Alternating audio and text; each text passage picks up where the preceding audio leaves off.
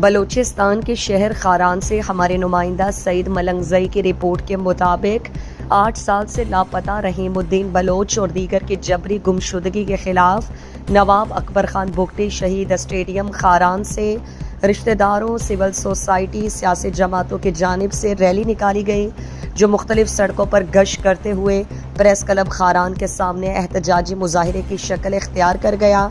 Rally کے شرکاء نے ہاتھوں میں پلے کارڈز اور لاپتہ ہونے والے افراد کی تصاویر اٹھا رکھے تھے۔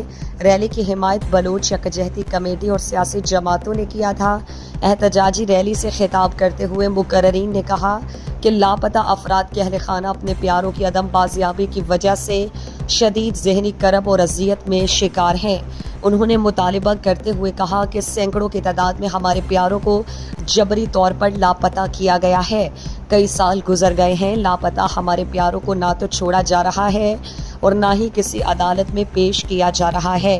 مقررین نے کہا کہ اگر ہمارے لاپتہ کیے گئے نوجوانوں نے کوئی جرم کیا ہے، ملکی آئین اور قانون کے تحت عدالت میں پیش کیا جائے اور پولیس کی تحویل میں دے کر کیس ٹرائل کیا جائے، وگرنہ دھرنا دے کر مزید سخت انداز میں احتجاج کر کے مظاہرے اور ریلیاں نکالی جائیں گی۔